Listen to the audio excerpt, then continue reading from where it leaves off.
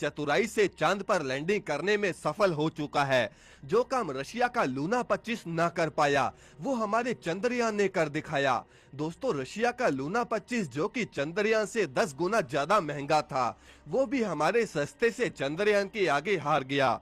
चंद्रयान भले कम पैसों में बना था, लेकिन भारत ने यह दिखा दिया कि इतने कम पैसों में इतने बड़े मिशन को अंजाम कैसे देते हैं। अब दोस्तों, चंद्रयान आखिर आगे क्या करने वाला है, चंद्रयान ने लैंडिंग के 15 मिनट पहले क्या क्या किया और ये कितने समय तक चंद्रयान चांद पर चलेगा, सब कुछ आज हम आपको इस वीडियो में बताएंगे।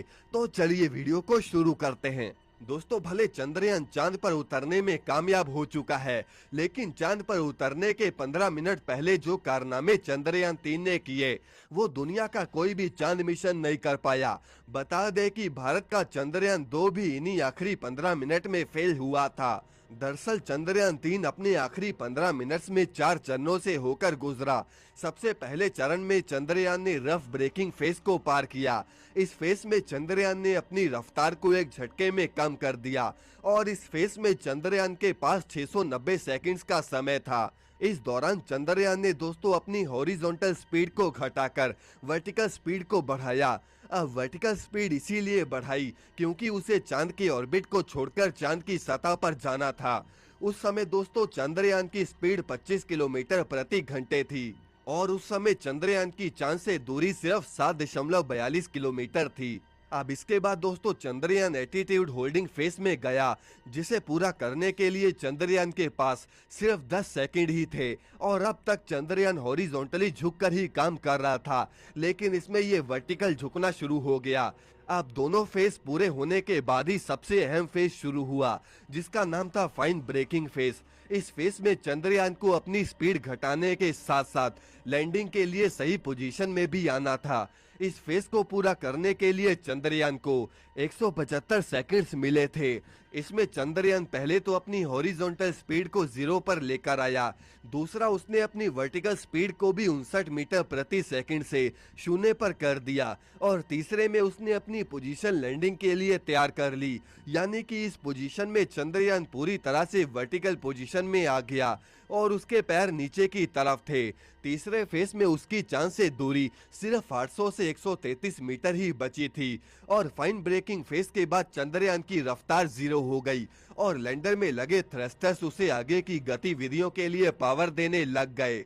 बता दें कि 2019 में भेजा गया चंद्रयान 2 फाइन ब्रेकिंग फेज में पावर देने लग गए।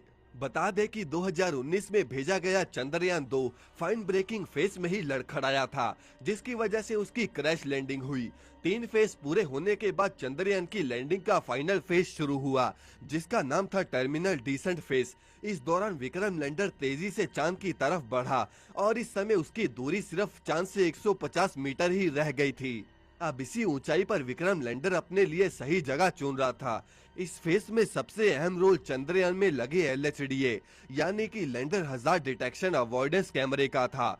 ये कैमरा दोस्तों चांद की तस्वीरें खींचकर लैंडर में मौजूद प्रोसेसर तक पहुंचा रहा था और साथ ही में विक्रम लैंडर के जो सेंसर थे वो भी चांद की जानकारी को प्रोसेसर तक पहुंचा रहे थे और इसी जानकारी से ये प्रोसेसर ने डिसाइड किया कि लैंडिंग के लिए ये जगह सही है भी या नहीं। अगर दोस्तों प्रोसेसर ये बताता कि नीचे जगह सुरक्षित है, तभी चंद्रयान नीचे लैंड करता और अगर प्रोसेसर ये कहता कि नीचे जगह सुरक्षित नहीं है, तो चंद्रयान कोई नई जगह ढूंढने निकल जाता और फिर से सेंसर्स और LHDA डाटा प्रोसेसर को भेजते और जब तक प्रोसेसर को अच्छी जगह नहीं मिलती तब तक ये ऐसे ही चलता रहता। दोस्तों, अभी फिलहाल चंद्रयान हमारा चांद पर चला गया है और अब इसका रोवर बाहर आएगा और इसरो चांद पर एक्सपेरिमेंट करेगा और उन एक्सपेरिमेंट्स का सारा डाटा इसरो को वो भेजेगा। दोस्तों, आगे की वीडियोस में हम आपको चंद्रयान द्वारा भेजी गई तस्वीरें और वीडियोस को भी दिखाने वाले हैं। अब